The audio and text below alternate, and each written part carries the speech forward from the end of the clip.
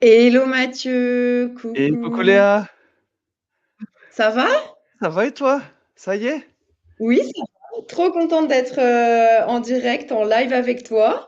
Mais moi de même, moi de même. Bon alors, dis-nous tout Mathieu. Alors déjà, pour ceux qui ne te connaissent pas, parce que là je fais comme si tout le monde te connaissait. C'est donc la deuxième fois qu'on t'a au Content Summit. Ta session, elle avait tellement plu l'année dernière que évidemment on était obligé de t'inviter de nouveau. Donc pour ceux qui connaissent pas Mathieu, c'était un format.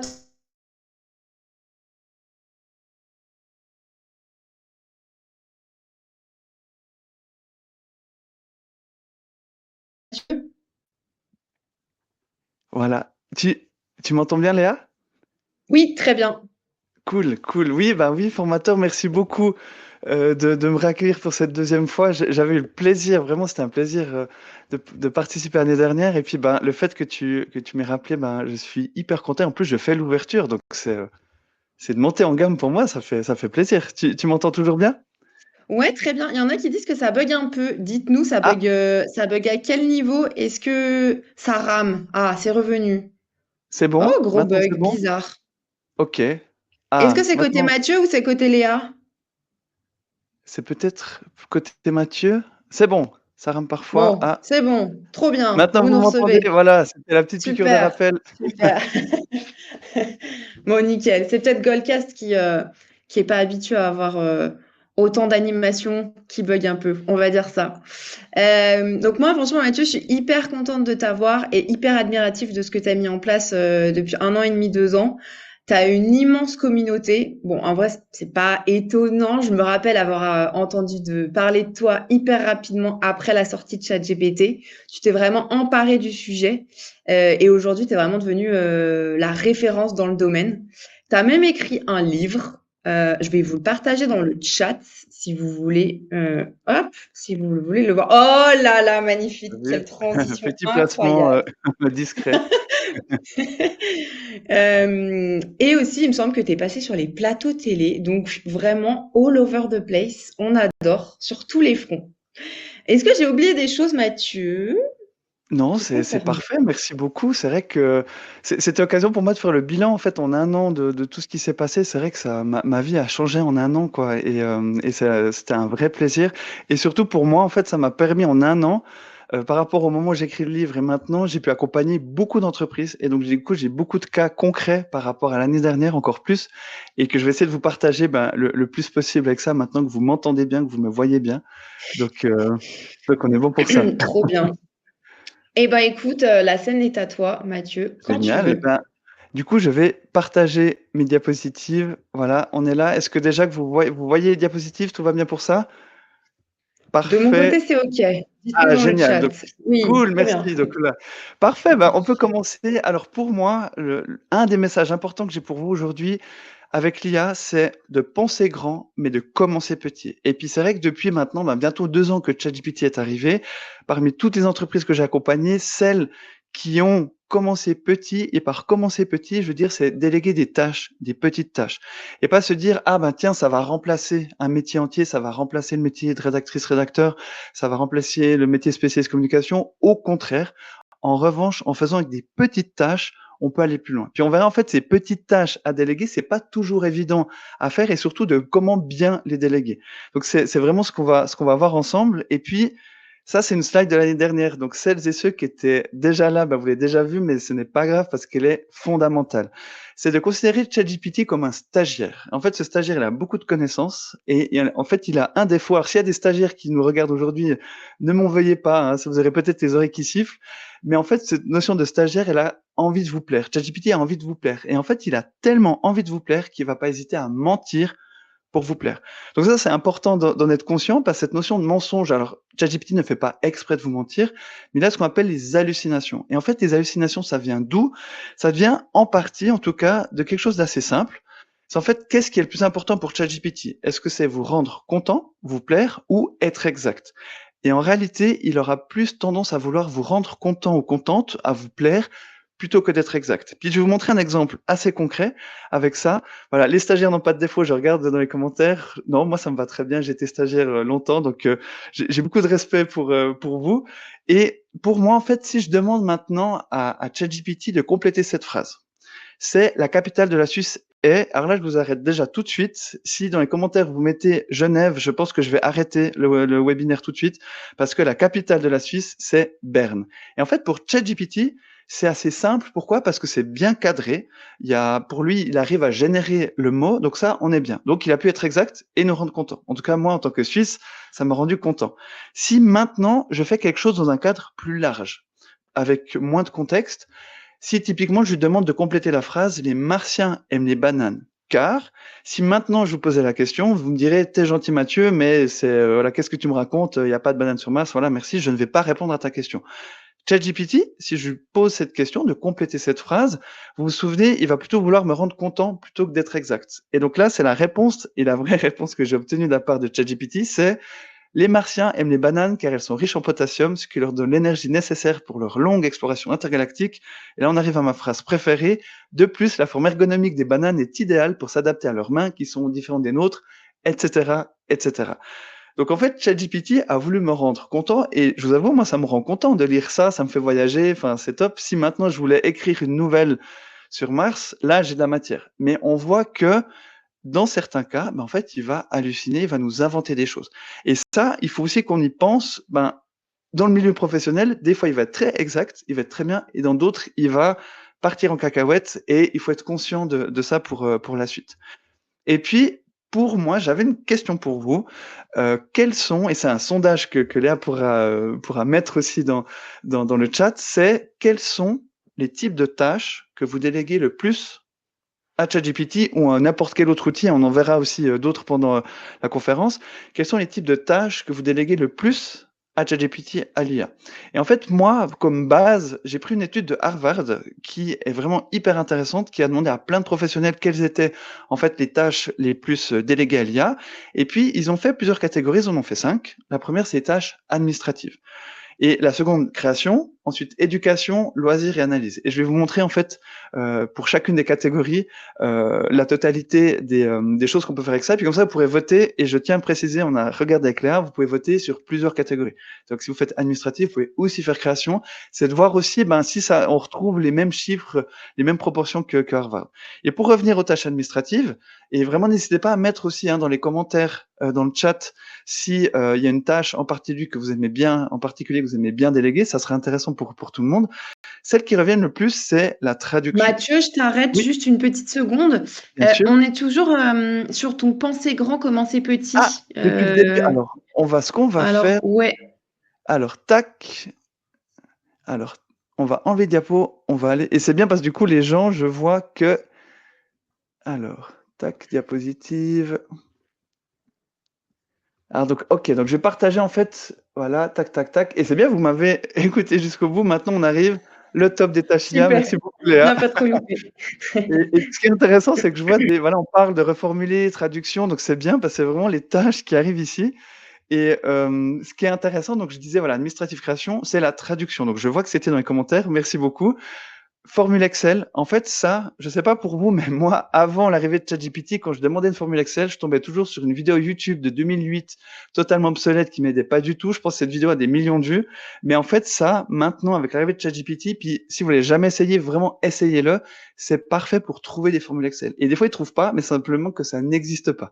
Donc ça, c'est un bon point. Il y a le côté résumer un document, rédiger une lettre, un PV de séance. PV de séance, je ne sais pas si vous le faites, mais ça marche extrêmement bien. Il y a plein d'outils qui permettent ça, mais ça ouvre aussi le champ des possibles, notamment celui de la protection des données, qui est important aussi en entreprise.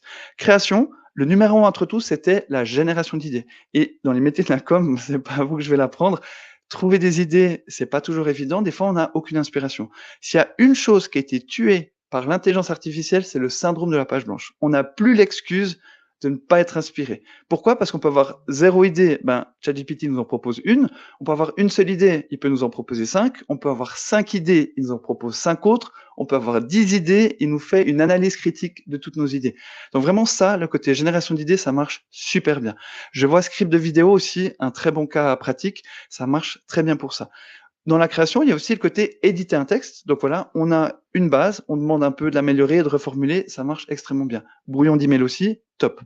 Ajuster le ton, celui-ci je l'aime beaucoup. Alors je sais pas si ça va vous parler, mais moi ça me parle beaucoup. Typiquement, vous recevez un email, je sais pas, d'un client, service client, ou bien d'un collègue ou autre qui est un petit peu vindicatif, puis vous avez envie de lui répondre tout de suite, non mais pour qui tu te prends, voilà, et machin. Ça, ChatGPT peut vous aider à adoucir le ton. Répond de manière polie mais ferme à cette personne et ça peut très bien marcher. Et je suis pour la paix dans les ménages aussi au niveau professionnel, donc ça marche très bien.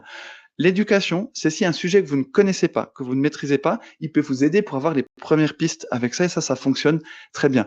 Si maintenant vous faites des formations continues, au genre de choses, de faire des quiz sur mesure, ça marche extrêmement bien. Préparer un argumentaire, ça j'ai un exemple assez concret, c'était une personne en formation qui devait trouver 5 arguments pour convaincre sa direction et c'est après 30 minutes, elle a trouvé ces arguments, elle a demandé à ChatGPT de lui en trouver d'autres et en fait, ça donnait exactement les 5 mêmes arguments. Et en fait, ça fait 30 secondes. Donc, au lieu de passer 30 minutes à trouver des arguments, elle s'est dit, maintenant, prochaine fois, 30 secondes, ChatGPT me trouve des arguments, et j'ai 29 minutes et 30 secondes pour, peut-être améliorer la manière dont je vais présenter, peut-être en trouver d'autres. Donc là, on a un gain de temps avec ça. Et maintenant, on passe à ma partie préférée, les loisirs. Maintenant, dites-moi peut-être dans le chat si vous avez déjà organisé un voyage avec ChatGPT. Ça peut être un week-end, ça peut être des vacances, ça peut être un road trip, enfin, tout ce que vous voulez. Si vous l'avez fait, normalement, j'aime bien faire ce sondage en formation. Aucune personne s'est retrouvée en plein milieu des déserts sans aucune goutte d'eau à cause de ChatGPT. Ça marche extrêmement bien. Donc, si vous n'avez jamais utilisé, c'est un bon cas pratique et de toute façon, ça fait voyager, donc ça fait toujours plaisir.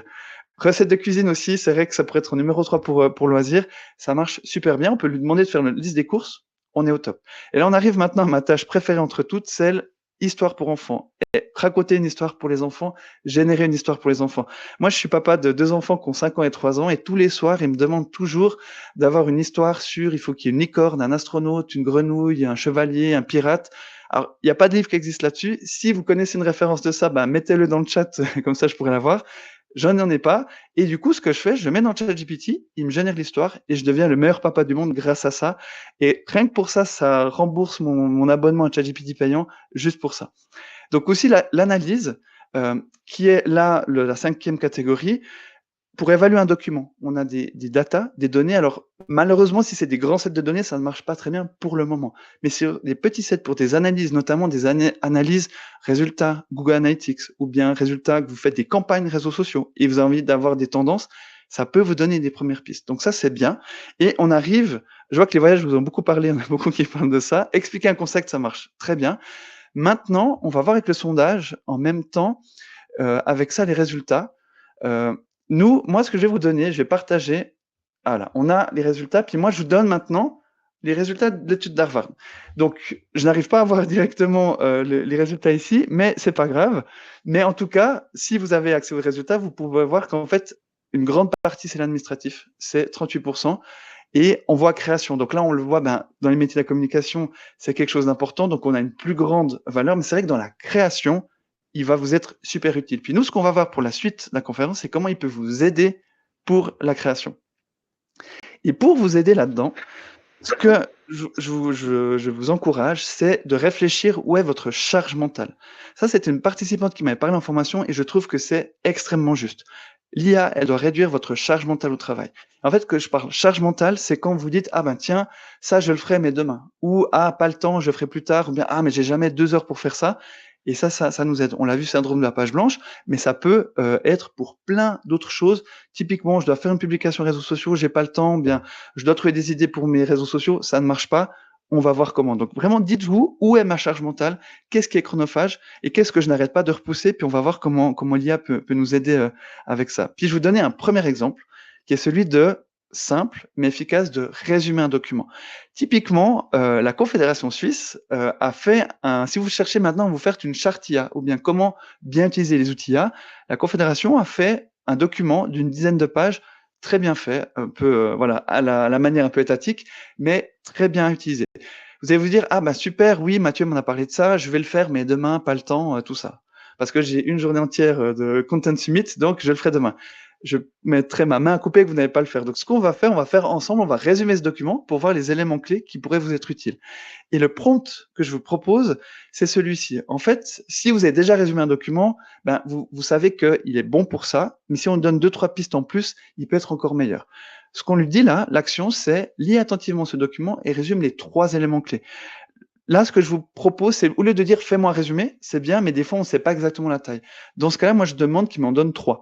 En réalité, j'aurais pu demander 5, 10, autant que vous voulez, entre 3 et 10, mais c'est bien de lui donner un chiffre, comme ça, il sera plus efficace pour ça, puis il pourra vous donner de meilleures réponses.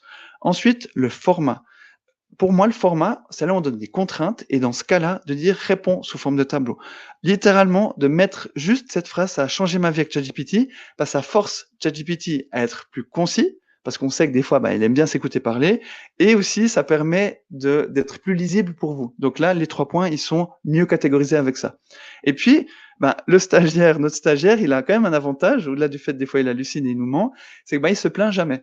Et du coup, qu'on lui demande de dire des choses en plus, il nous les donne. Ben là, je me suis dit, vu qu'il a passé le temps d'analyser ce document, il peut me donner 3 pistes pour avoir une analyse un peu plus approfondie. C'est pas dit que je les utilise, mais ça peut aider pour aller plus loin avec ce document. Et du coup, le résultat que j'ai eu, c'est celui-ci. Les éléments clés, donc utilisation responsable des outils d'IA générative, quels sont les domaines d'application et restrictions, et puis aussi les lignes directrices et bonnes pratiques. Pour avoir lu le document, c'est un excellent résumé, donc du coup vous avez accès à ça aussi, et puis ça permet aussi de se dire, tiens, ça c'est intéressant, j'ai envie de lire ce document, je vais plus loin. Mais comme on a des fois énormément de documents, on sait jamais en fait plein de newsletters aussi, puis des fois on se dit, voilà, je les lirai plus tard et on le lit jamais. Ça, ChatGPT peut nous aider à réduire cette charge mentale-là. Et puis, pour les questions un peu plus avancées, il m'en propose 3, c'est pas dit que je les prenne, mais typiquement la numéro 2, de dire quels sont les mécanismes de contrôle qui pourraient être mis en place pour assurer que les utilisateurs respectent les directives. Ça, c'est une bonne piste supplémentaire. Donc du coup, ça donne des idées, ça donne des étincelles. Ça fait très Céline Dion de dire ça, mais l'IA peut nous aider à avoir des étincelles pour aller plus loin, pour nous débloquer là où on est bloqué. Et puis, j'aime beaucoup les citations, et celle-ci de Jacques Prévert était bien avant l'arrivée de l'IA, mais elle est toujours pertinente aujourd'hui. Il disait le progrès, trop robot pour être vrai. Et en fait, c'est cette notion de, on a parlé, il y a 1 an, il y a 2 ans, de, on va remplacer les métiers, notamment de la communication. On voit que ça n'est pas le cas. Pourquoi? Parce que on ne peut pas tout automatiser, on ne peut pas tout déléguer à un robot. Il faut garder l'humain, en fait, dans la boucle. Et ça, je pense que c'est important de le garder. Puis aussi pour vous dire, d'un point de vue aussi qualité des réponses, qu'est-ce qui est le plus facile pour l'IA? Est-ce que c'est le compter le nombre de i dans le mot intelligence artificielle ou générer un calendrier éditorial pour des publications sur les réseaux sociaux? Si maintenant j'ai posé la question à ChatGPT, puis vous pouvez vous amuser à le faire, je vais demander de compter le nombre de i. Alors la réponse est 5. Je suis persuadé qu'il y en a plusieurs d'entre vous qui disent attendez, 1, 2, 3, 4, c'est 5. Quand on demande à ChatGPT, il dit c'est très simple, dans le mot intelligence, il y a 3 i, dans le mot artificiel, il y a 3 i, donc ça fait 6 i. Donc, il n'est pas fichu de calculer, d'arriver à compter. Et j'aime bien le petit clin d'œil de fait dans le mot intelligence, il n'arrive pas à compter le nombre de i. Donc, on parlait d'intelligence, finalement, elle n'est pas si intelligente que ça, cette intelligence artificielle. Et puis, le cas pratique dont je vous ai parlé, calendrier éditorial, ça, d'un point de vue planification, génération d'idées, on est en plein dans les choses où l'IA peut vraiment vous aider. Et là, la problématique, j'ai pris, génère un calendrier éditorial de 20 publications LinkedIn pour PlayPlay. Donc, c'est totalement au hasard, hein, j'ai pris ça au hasard, mais comme ça, Léa pourra nous dire aussi si c'est pertinent ou pas pour les publications de PlayPlay. Et puis le public cible, c'est pour moi les responsables marketing d'entreprises de plus de 500 employés. On peut mettre le public cible qu'on veut, mais là j'avais envie que ça soit un peu plus contextualisé, un peu plus incarné. Puis aussi pour vous partager un peu la manière dont je fais les choses, moi un prompt, j'utilise ce que j'appelle la méthode actif, que j'ai décrite dans le livre, mais qui est très utilisée, puis qui vous aide aussi pour bien en fait structurer vos demandes. Vous n'êtes pas obligé de tout utiliser, mais ce que je fais donc actif pour action, contexte, tonalité, identité, format. L'action, là, dans ce cas-là, c'est généralement un calendrier éditorial. Si vous avez déjà essayé à la maison, ça donne quelque chose, hein, c'est pas mauvais, mais c'est un petit peu basique en fait, c'est un petit peu standard. Donc là, ce qu'on va faire avec les autres éléments, on va activer ces leviers pour essayer d'aller un petit peu plus loin, pour avoir quelque chose qui est mieux contextualisé, qui est plus intéressant pour vous. Et justement, ces contextes, c'est hyper important de donner des éléments. C'est comme avec un stagiaire. Si vous dites fais-moi un calendrier éditorial et vous donnez aucune information, il va vous faire quelque chose de très scolaire. Par contre, si vous dites mon objectif, c'est les directrices, directeurs marketing d'entreprises de plus de 500 employés, ou voici un exemple de contenu qu'on a déjà fait, ou bien voici par exemple un public cible, ou voici mes objectifs, tout genre de choses, plus vous donnez de contexte, meilleur ça sera. Donc ça, c'est un premier élément. Ensuite, la tonalité. La tonalité, c'est vraiment le style. Pour vous donner un exemple d'une participante, elle a une fille qui a 15 ans, qui devait en histoire rendre en fait un dossier en histoire, c'était sur Louis XIV. Elle a demandé à ChatGPT de le faire, c'était parfait. Ensuite, c'était un peu trop parfait. Donc du coup, ce qu'elle a fait, c'est qu'elle a dit écrit comme si une ado de 15 ans avait écrit ce rapport. Et le titre, et je vous jure que c'est vrai, c'est Wesh mon frère, Louis XIV est dans la place. Donc, des fois, tonalité, ça marche pas toujours à 100%, mais là, dans ce cas-là, ça peut vraiment nous aider.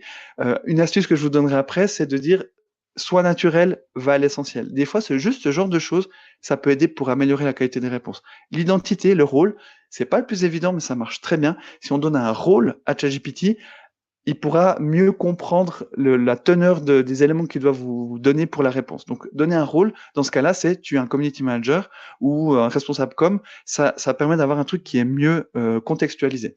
Et le format, typiquement, réponse sous forme de tableau, ça a changé ma vie. Merci à Joie, ça vous a fait rire dans les commentaires, là, wesh mon frère. Format, c'est quelque chose, on a vu tableau, on peut demander une liste, on peut demander un article, et aussi on peut donner des contraintes. Vous le savez aussi, c'est que ça fait beaucoup des fois, voilà, il aime bien s'écouter parler, des fois c'est un peu trop long. Donc de dire une contrainte, un nombre de mots, ça marche extrêmement bien. Peut-être vous avez essayé et vous avez été déçu de mettre le nombre de caractères. On l'a vu, il n'arrive pas bien à compter les caractères. Par contre, si vous mettez un nombre de mots, ça sera pas parfait, mais ça marchera mieux pour essayer de le contraindre. Donc sans plus attendre, je vais vous partager mon prompt. Donc moi, je commence toujours par le rôle. C'est pas obligatoire, mais ça me permet aussi de mieux structurer le prompt. Dans ce cas-là, tu es un community manager expérimenté. Tu trouves des idées hors du commun et tu excelles pour élaborer des contenus qui résonnent avec une audience. Donc oui, j'encourage mon stagiaire. Je lui dis, tu peux y arriver, c'est bon. En fait, ça, vraiment, vous verrez la différence. Déjà, on donne le rôle très bien. Si on lui donne des compétences, des skills, les résultats sont meilleurs. Je m'étais dit pour la présentation, je vais peut-être l'enlever, on va un peu trop loin dans le détail, d'avoir rajouté cette phrase, les résultats sont bien meilleurs avec ça. Donc je vous encourage des fois à vous dire, tiens, comment je peux lui donner un peu des compétences supplémentaires pour que ça fonctionne. L'action, en jaune, prépare un calendrier éditorial de 20 publications LinkedIn pour PlayPlay, en prenant en compte son public cible, objectif, apporter de la valeur et éduquer, pas de vendre directement. Parce que des fois, ça aussi, j'ai dû le rajouter. Le but pour moi, en tout cas, c'est aussi ma philosophie, c'est de dire, au lieu d'être très pushy, d'être très vendeur, et ChatGPT va dire, non, je vais vendre ça, il va être un peu pushy. Donc juste de mettre ça, non, moi le but c'est d'éduquer, en vue d'améliorer ma marque, du coup, il pourra adapter dans son calendrier éditorial. Public cible, on l'a vu, responsable marketing d'entreprise de plus de 16 ans d'employés, réponse sous forme de tableau. Et sans plus attendre, voici le résultat. Donc, alors je ne sais pas si vous arrivez à voir, mais on a notre tableau et je sais c'était validé par Léa, on avait vu avant, donc elle trouvait que c'était intéressant pour elle. Et ce que j'aime bien aussi dans ce côté-là, c'est que en fait ça va mieux. Typiquement, est-ce que les vidéos verticales sont-elles adaptées pour le B2B? Pourquoi les sous-titres? Et c'est vrai, ça typiquement, si on m'avait demandé de faire un calendrier éditorial, c'est le genre d'idée que j'aurais pu faire. Donc honnêtement, aussi Léa va vous donner le lien de ma discussion ChatGPT, donc comme ça vous aurez la totalité du tableau, comme ça vous donnera des idées, et vous aurez le prompt aussi avec ça. Mais donc du coup, ça marche bien. Maintenant, deuxième technique, on a pu planifier. Vous avez remarqué que j'ai pas mis tout de suite, du coup, écris-moi des publications. Si vous avez déjà essayé, vous savez qu'après, il y aura des emojis partout, des adjectifs qui veulent rien dire, ça ne marche pas bien. Donc là, maintenant, on va avoir une technique pour essayer d'améliorer la rédaction de tout ça. Puis une technique qui marche super bien, j'appelle même la technique magique, c'est en fait, il faut demander à l'IA d'argumenter avant de rédiger.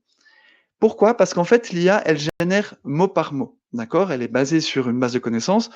Si vous avez envie de plus de détails, allez sur YouTube, sur ma conférence de l'année dernière où j'en parlais un peu plus en détail. Là, on va plus dans le concret. En fait, elle réfléchit mot par mot. Et du coup, si on lui demande juste rédige-moi une publication réseaux sociaux ou rédige-moi un article de blog, elle va le rédiger, mais en fait, ça va être un petit peu, on l'a vu, un peu standard. Si maintenant, on lui dit, explique-moi qu'est-ce qui est important pour un article SEO, par exemple, un article de blog, il va les mettre sur la table, il va nous les dicter, et après on lui dit, maintenant, écris en basant là-dessus. Et en fait, d'avoir fait ça, il va s'inspirer de ce qu'il nous a donné comme information en vue de rédiger. Alors, c'est un peu bizarre de dire, voilà, maintenant tu vas me dire ce qui est bien, ok, maintenant écrit, mais juste de faire cette étape intermédiaire, peu importe pourquoi, ça marche extrêmement bien. Et justement, l'exemple pour l'article de blog, c'est donc c'est un article de blog optimisé SEO. Je dis, tu es un rédacteur web expérimenté, donc ça c'est l'identité. Rédige la structure d'un article de blog optimisé pour le SEO. Moi aussi, en parlant du fait que l'IA va pas remplacer l'humain, jamais vous allez m'entendre dire, ah oui, maintenant on peut écrire des articles de blog au kilomètre, ça va toujours être bien. Non. Après, dans certains cas, ça peut aider. Moi, ce que je dis dans ce cas-là, c'est plutôt ça peut vous aider à mieux structurer, avoir cette étincelle, comme je disais, pour vous dire, mais mince, je sais pas exactement comment aborder ce sujet, fais-moi la structure. Donc moi, c'est déjà très bien, puis il y a un vrai gain de temps avec ça. C'est ce qu'on va faire dans un premier temps. Sujet, l'avantage de la vidéo versus le texte pour les réseaux sociaux, totalement au hasard aussi, ça n'a aucun rapport avec PlayPlay. Public cible, directeur marketing d'entreprise de plus de 500 employés. Et là, on a notre technique d'argumentation, qu'on appelle le think before aussi. C'est réfléchis d'abord à ce qu'est un bon article de blog et argumente. Et une fois que tu as fait ça, tu vas rédiger la structure de l'article de blog optimisé pour les SEO. Réponse forme de tableau, je vous ai dit, et moi, ça a changé ma vie, j'utilise dans tous mes prompts. Et là, du coup, première étape 1, il me dit, ok, c'est quoi un bon article de blog? Il faut qu'il soit pertinent, cohérent, optimisé SEO, qu'il ait l'interactivité. Il explique pourquoi. Et une fois qu'il a fait ça, je lui dis très bien, maintenant tu le rédiges. Et du coup, il me rédige cette structure. Donc de nouveau, vous aurez toute la structure parce que Léa va aussi vous envoyer le lien avec ça. Et donc là, c'est un snapshot de ce qu'il y a, mais en réalité, il est bien plus long. Et honnêtement, moi, je trouve d'un point de vue structure, si je n'avais pas d'inspiration pour un article de blog, il y a vraiment des choses, voilà, l'impact de l'algorithme sur les réseaux sociaux. En plus, on le voit à droite dans le tableau. C'est pas uniquement, par exemple, pourquoi la vidéo est plus engageante que le texte, il me donne déjà des arguments. Et des arguments que je peux reprendre ou pas prendre. Donc là, on fait déjà notre marché, mais on va beaucoup plus vite avec ça. Et ça s'applique, je parle d'article de blog, mais ça peut être pour une newsletter, ça peut être pour un communiqué, ça peut être pour une publication réseaux sociaux. Donc déjà, d'avoir juste ça, ça vous aide avec ça. Puis après, vous pouvez discuter aussi. Et maintenant, je vous ai dit qu'on peut pas écrire d'article. En réalité, on peut, même si c'est pas ce que je préconise à 100%. Là, maintenant, vous êtes dans le cas où charge mentale au max. Vraiment pas le temps, je dois faire quelque chose pour cet après-midi et j'ai plutôt été au Content Summit avec Mathieu. Donc du coup, je vais rédiger. Donc là, moi, ce que je dis, c'est rédige un article optimisé SEO de 800 mots en respectant cette structure. Son naturel va à l'essentiel. Et puis là aussi, vous vous souvenez, il hallucine. Notre stagiaire, il va me sortir des études. Si jamais c'est aussi mon conseil, si maintenant il vous sort des études des chiffres clés d'études, faites très attention, il y a de fortes chances que ça soit totalement inventé, que ça paraisse vrai, mais que ça soit totalement inventé. Et moi, ce que je vous dis, c'est on va pas jeter le bébé avec l'eau du bain, parce que des fois, c'est bien, mais des études, c'est une bonne idée. Par contre, ce que je lui dis, c'est, à l'endroit où tu mettrais un chiffre clé, une étude, en fait, tu effaces et tu mets chiffre clé à la place. Ça, c'est une autre astuce. Et après, c'est à vous d'aller chercher. Alors, il y a encore du boulot, mais au moins, comme ça, vous avez déjà une structure qui permet ça. Et ce que je voulais faire, et là, on va partir un peu sur les autres outils, parce que j'ai beaucoup parlé de ChatGPT, on va faire un petit match entre ChatGPT et Claude AI. Claude AI, j'imagine, vous avez entendu parler, c'est le concurrent, un des concurrents, mais vraiment un des plus importants, surtout dans le métier de la communication, à ChatGPT. L'immense avantage de Claude AI par rapport à ChatGPT, c'est que justement, d'un point de vue rédaction, ça paraîtra plus naturel. C'est pas parfait, mais ça paraît mieux. Donc maintenant, je vais vous laisser juger, quitte à ce que vous mettiez dans le chat celui que vous préférez le plus. Donc à gauche, on a, donc j'ai mis le même prompt dans les deux. À gauche, on a le résultat de ChatGPT. Alors c'est écrit en tout petit, le temps que vous lisiez, mais le titre, c'est l'avantage de la vidéo versus texte pour les réseaux sociaux. Pourquoi votre entreprise doit privilégier la vidéo? C'est un titre intéressant, mais un peu long. Mais donc honnêtement, je vous laisse un peu lire aussi. On voit que par rapport à si vous allez simplement écrire un article de blog, c'est quand même un peu mieux, c'est quand même un peu moins, on va dire, formel, un peu moins inventé que ça. Donc c'est pas mal. Et peut-être vous le voyez en gras dans l'essor de la vidéo. À un moment, il y a les vidéos sur Facebook obtiennent chiffre clé, en gros. Donc de nouveau, c'est intéressant, mais au moins comme ça, on s'évite des erreurs. Et à droite, on a Claude AI. Ne serait-ce que pour le titre, je trouve que je préfère la version de Claude AI. C'est un petit peu plus, alors ça se ressemble pas mal, mais à titre personnel, c'est vrai que la version de Claude, je la préfère. Et puis en fait, si on va un peu plus loin, c'est un peu mieux structuré de certains points. Donc moi, de nouveau, je dis pas qu'il faut le prendre tel quel. Jamais je vous dirais d'écrire des articles de blog 100% générés par l'IA. Mais si vous avez zéro inspiration, que vous n'avez pas le temps, vous pouvez faire avec ça. Et juste avec cette technique, ça améliore énormément la qualité des résultats pour ça. Et puis, maintenant, vous dites, ah, chiffre clé, super, mais t'es gentil Mathieu, je dois aller chercher des stats, je sais pas où chercher. Charge mentale, donc on se dit, ah, charge mentale, ben, peut-être l'IA peut m'aider. Et là, l'IA, ça va pas être ChatGPT. De nouveau, il va inventer beaucoup de choses. Ne demandez jamais de citation, ne demandez jamais de chiffres clés, ne demandez jamais de sources, parce il va vous donner des choses qui paraissent vraies, mais qui sont fausses en réalité. Il y a un outil qui s'appelle Perplexity. J'imagine que vous avez entendu parler, et moi, j'avoue, ça marche extrêmement bien, en fait, pour le côté recherche d'informations. C'est pas parfait, ça peut halluciner, ça peut être faux, mais ça marche beaucoup mieux. Et en fait, donc c'est perplexity.ai, et donc dans ce cas-là, dans Perplexity, j'ai mis cherche les études et statistiques clés à propos de l'utilisation de vidéos sur les réseaux sociaux en général et LinkedIn en particulier. Donc là, c'était ce que je voulais, vu que c'était pour illustrer mon article. Réponse sous forme de tableau, vous avez compris, j'adore ça. Ce que vous voyez à droite en haut, et c'est la grande force de Perplexity, c'est qu'il va me donner des sources. Il va en chercher plus que ChatGPT, et en cliquant dessus, on a la capacité d'aller voir la source, déjà voir si elle est pertinente ou pas, de pouvoir l'enlever ou pas, mais du coup, il fait ce travail-là pour nous. Perplexity aussi, en quelques mots, c'est la même base que ChatGPT, c'est le même moteur, sauf qu'ils ont rajouté une surcouche, justement, de recherche web qui est bien meilleure que celle qu'on aurait avec ChatGPT, et du coup, il me donne des études et statistiques avec à chaque fois des sources, donc en général LinkedIn et autres, et ces chiffres-là, après, je peux les rentrer dans mon article. Et du coup, pour les quelques minutes qui restent, mais après, vous pourrez poser vos questions hein, et on pourra répondre à ça.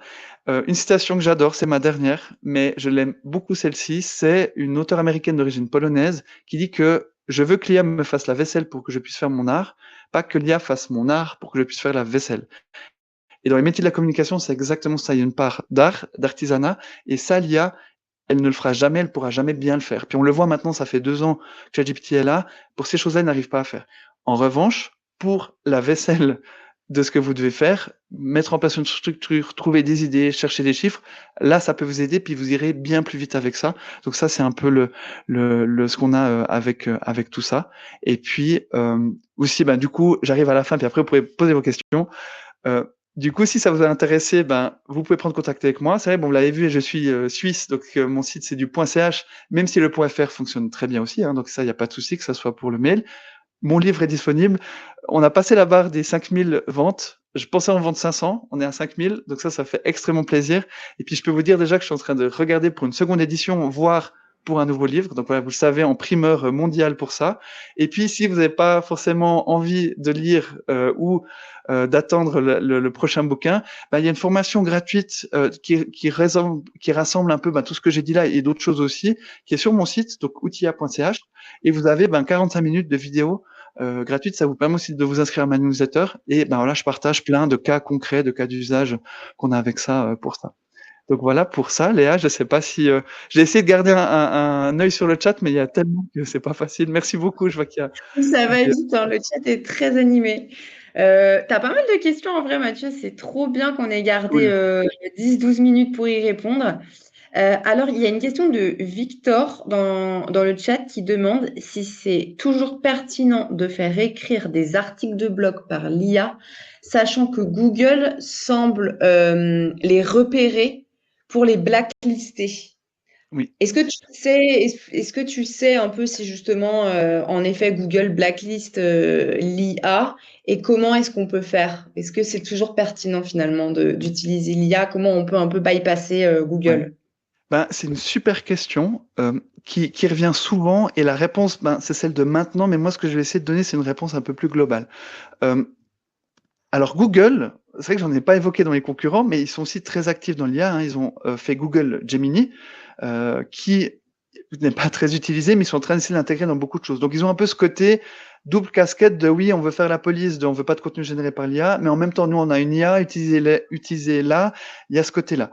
En revanche, moi, et c'est aussi pour ça que tout le long, j'ai bien dit qu'il fallait pas reprendre tel quel. Moi, je pense que si on se dit, ah bah tiens, je fais un article de blog, je remets tel quel sans le retravailler, il y a un risque à terme que ça se fasse peut-être blacklister, même si c'est pas le cas maintenant. On sait que le SEO, les vérités de maintenant sont jamais celles d'après, et donc du coup à terme ça va arriver.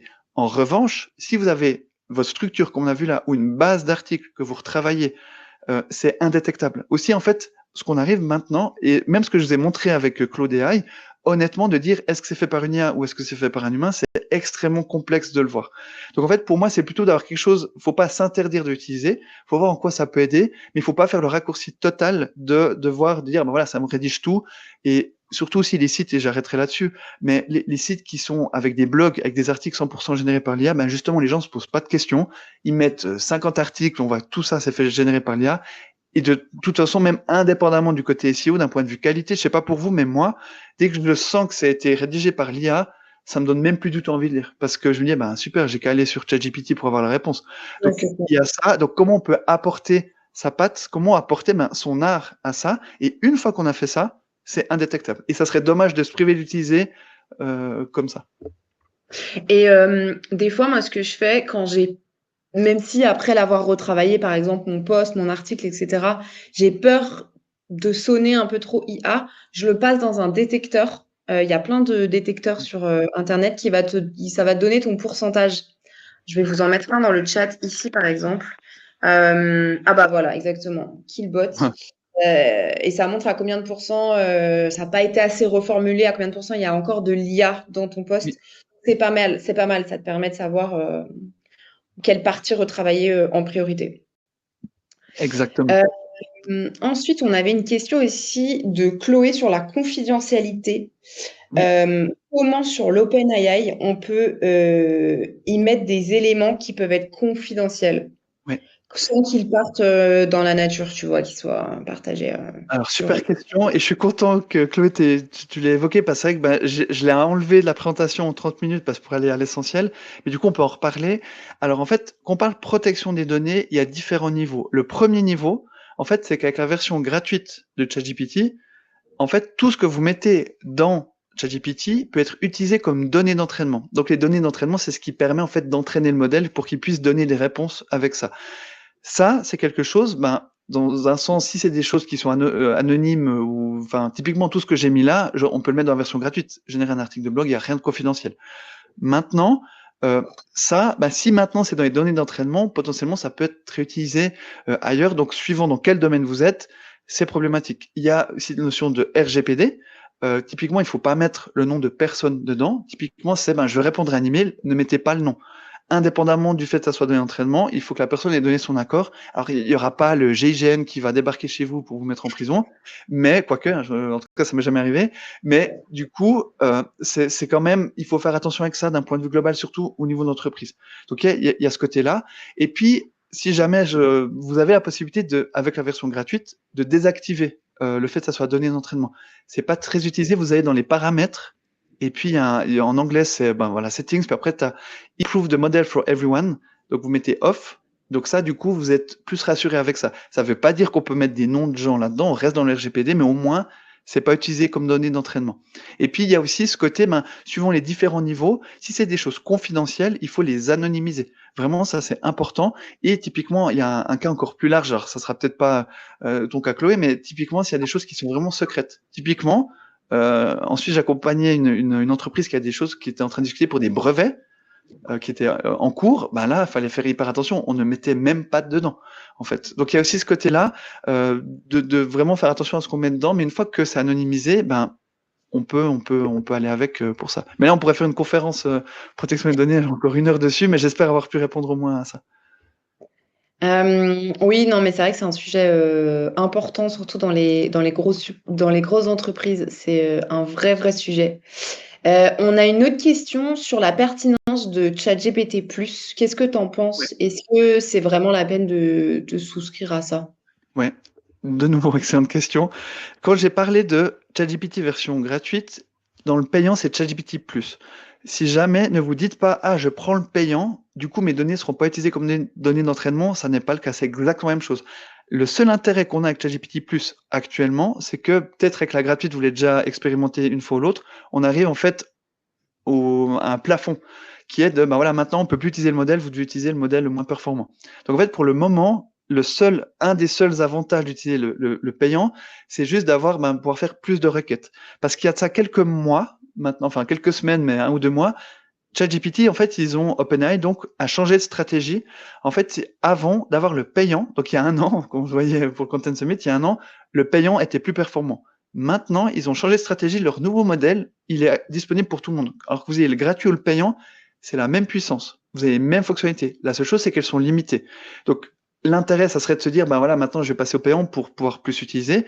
Mais au-delà de ça, il n'y a aucun autre intérêt. Moi, ce que je conseille en termes d'entreprise, ils ont sorti ChatGPT Team, qui en fait permet de se faire justement en tant qu'entreprise, et ça coûte un tout petit peu plus cher, mais c'est ChatGPT Plus, c'est $20 par mois, ChatGPT Team, c'est $25 par mois par utilisateur, puis il faut être au moins 2 utilisateurs. Donc si dans votre entreprise, agence ou autre, vous pouvez avoir 2 personnes, j'encourage ça. Pourquoi? Parce que la protection des données, là, elle est bien meilleure avec ça. Il y a un protocole supplémentaire, c'est pas dire que c'est assurance tout risque, mais on peut avoir plus de protection des données par rapport aux données d'entraînement. Et puis, donc là, c'est un peu mieux, même si de nouveau, les serveurs sont aux États-Unis, il faut faire attention au niveau RGPD et tout. Donc, ne mettez pas de nom, ne mettez pas de choses confidentielles, mais au-delà de ça, c'est un peu plus sécure. Et l'autre intérêt que vous avez avec la version ChatGPT Plus et Team, c'est qu'on peut créer ce qu'on appelle des GPTs. Sans rentrer dans le détail parce qu'il y a d'autres questions, mais GPT, c'est en fait comme des petits programmes que vous mettez dans ChatGPT où vous mettez un prompt. Typiquement, mon prompt rédige un article SEO, je mets dedans et en fait, j'ai plus qu'à mettre le sujet et ça me le génère au kilomètre. Donc ça peut être un intérêt, mais si vous n'avez pas le gratuit, va très bien. Moi, j'ai plein de gens qui utilisent que le gratuit, ça va aussi très bien. Trop bien, trop bien. Je reviens, je fais le tour un peu des questions. Alors, je vois Question qu'Yannick, si tu me oui, permets, du coup, je vois qu'Yannick dit qu'il a vu que les données utilisées étaient plus récentes sur les versions payantes de ChatGPT. Alors, non, dans le sens où, de nouveau, c'est le même modèle. C'est le même modèle qu'on a. Donc, entre le payant et le gratuit, ça va être la même chose. C'est juste si à un moment on arrive à la limite, on revient sur le modèle d'avant qui lui a des données qui sont moins à jour. Et peut-être juste pour terminer là-dessus par rapport à cette question, c'est aussi d'un point de vue des limites qu'on a avec ChatGPT. Et Yannick, tu le dis bien, c'est que en fait les données sont limitées. Pendant longtemps, c'était septembre 2021, c'est janvier 2022, et maintenant on parle d'avril 2023, de septembre 2023, mais ça sera jamais totalement à jour. Alors oui, il y a accès à Internet dans le sens où s'il n'a pas l'information, il peut essayer d'aller sur Internet la chercher, mais sinon, il va pas s'entraîner dessus. Et ça sera le même niveau pour le gratuit et le payant, même avec ce côté requête. Donc ça, c'est important aussi. Si maintenant vous dites, donne-moi les tendances actuelles dans le domaine, je sais pas, des vidéos sur les réseaux sociaux, ça sera les tendances de janvier 2022 ou avril 2023, suivant le déploiement. Par contre, il peut aller chercher sur Internet. Et c'est là où Perplexity sera meilleur, et c'est pour ça que je me présentais, c'est que lui, il va arriver à aller beaucoup mieux sur Internet, trouver des sources pour ça, comme on l'a vu dans l'exemple. hyper intéressant. Bon, il nous reste 2 minutes 30. Du coup, je profite, tu m'excuses, je me sers moi-même dans les commentaires, mais il y a Bertie qui dit que, et c'est une très bonne astuce, si jamais vous avez un doute de savoir jusqu'à quand vont les données, demandez à ChatGPT. Là, il pourra vous dire. Et donc là, Bertie dit que sa dernière mise à jour, c'est de septembre 2023. En fait, j'avoue, moi je dis souvent janvier 2022, avril, enfin j'avais cité aussi, c'est que indépendamment, même septembre 2023, déjà il y a un déploiement qui se fait plus ou moins forcé. Il y a encore une personne il y a quelques semaines, c'était, lui ça lui marquait janvier 2022. Mais peu importe quoi, en fait ce que vous devez garder en tête, c'est que ça sera jamais à jour. Même septembre 2023, c'était il y a un an. Et ça sera jamais à jour. Peut-être, dernière petite explication là-dessus, Microsoft, il y a de ça 8 ans, ils avaient fait une IA, alors de l'époque, mais ils avaient fait une IA, puis ils se sont dit, super, on va la connecter en direct à Internet, elle va s'entraîner en temps réel. Et puis les gens pourront discuter avec elle. Parfait, sauf ce qui s'est passé, c'est qu'au bout de 2 jours, ils ont dû la débrancher. Pourquoi? Parce qu'elle était devenue néo-nazie. Pourquoi? Parce qu'en fait, Internet n'est pas toujours recommandable et du coup, ils s'étaient entraînés sur des choses qu'il fallait pas et des petits malins s'étaient amusés à discuter avec et ça marchait pas. Donc en fait, eux, ce qu'ils doivent faire, c'est qu'ils ont leur set de données, ils doivent les valider. Il y a l'entraînement, mais après il y a le post-entraînement aussi et c'est ça qui fait que ça met du temps. Et donc pour vous, c'est sachez que les données ne sont pas à jour, à moins qu'il aille chercher sur Internet. Et à partir de là, il faut vraiment bien vérifier ce qu'ils nous donnent parce que c'est pas toujours juste. Top. Merci beaucoup Mathieu. Je vois que franchement, ta session a une fois de plus, une année de plus, bien animée. cool, c'est Yes. trop chouette. On a plein de questions. On n'a pas pu répondre à toutes les questions, évidemment. On va essayer d'y répondre au maximum dans le tote bag virtuel récapitulatif qu'on vous enverra la semaine prochaine. Pas d'inquiétude, vous aurez aussi le replay de cette session. Et de notre côté, on se retrouve avec Amandine de Matera, qui va nous parler d'un sujet qui touche beaucoup d'entreprises en ce moment, c'est les coupes budgétaires et comment est-ce qu'on garde le même niveau de notoriété et la même image de marque avec un budget réduit. Et scène 2, on aura Lisa Julien DY qui va vous montrer comment avoir une marque authentique grâce à la vidéo. Donc voilà, écoutez, on se retrouve tout de suite. Vous allez dans Ordre du jour et vous passez directement, vous choisissez votre scène. Merci Mathieu. Merci Léa. Et puis, Merci à à tout bientôt. tous. Salut Mathieu.